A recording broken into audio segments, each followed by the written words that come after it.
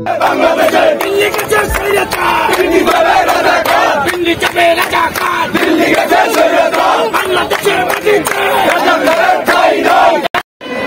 জানি বাংলাদেশ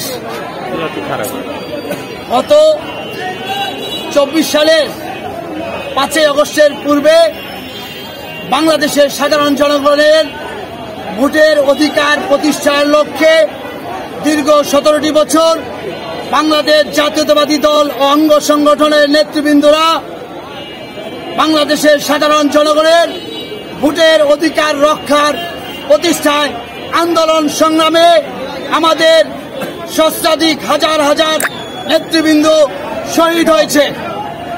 সেই আন্দোলনে সামিল হয়ে বাংলাদেশ জাতীয়তাবাদী ছাত্রদল, যুবদল, স্বেচ্ছাসেবক দল, অঙ্গ সংগঠনের নেতৃবৃন্দরা এবং বাংলাদেশের সাধারণ ছাত্র সমাজ গত 5 আগস্ট বাংলাদেশ থেকে এক স্বৈরাচারকে বিদায় করা হয়েছে। সেই স্বৈরাচার বিদায় হওয়ার পর থেকে বাংলাদেশ আরেকটি স্বাধীনতা লাভ করেছে।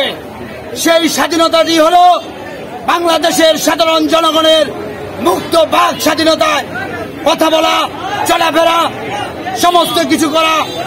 তার এই ধারাবাহিকতায় যখন বাংলাদেশের সাধারণ জনগণের বাংলাদেশকে একটি আধুনিক রূপকার মডেল বাংলাদেশ, নতুন বাংলাদেশ গড়ার লক্ষ্যে যখন আমাদের বাংলাদেশের জাতীয়তাবাদী দলের সিনিয়র ভাইস চেয়ারম্যান জনাব তারেক রহমান নেতৃত্ব দিয়ে আছেন, সেই নেতৃত্বকে হিংসায়িত করে একটি ছোট ছোট খণ্ড খণ্ড দল, একটি নৈরাজ্য দল অতৎপরতার মাধ্যমে আপনারা দেখেছেন ইদানিং কিছু কর্মকাণ্ড বাংলাদেশে তারা করার চেষ্টা করতেছে।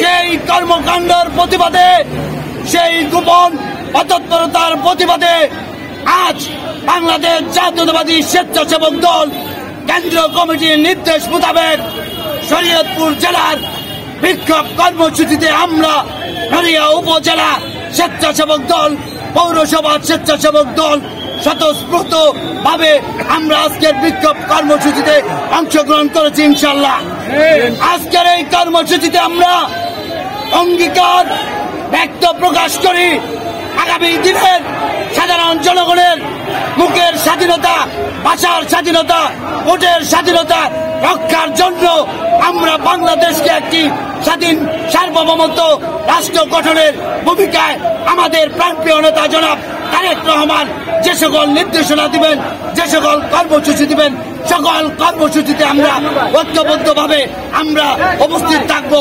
এই পথ রেখে আমি আমার বক্তব্য শেষ করলাম না, একটি কথা বলতে চাই। আমরা জানি বাংলাদেশের স্বৈরাচার গিয়েছে দিল্লিতে, বাংলাদেশের স্বাধীনতা যুদ্ধের সময় যারা বিরোধিতা করেছে রাজাকার, তারা যাবে পিন্ডিতে। বক্তব্য শেষ করলাম। বাংলাদেশ জিন্দাবাদ, বাংলাদেশ জাতীয়তাবাদী স্বেচ্ছাসেবক দল জিন্দাবাদ।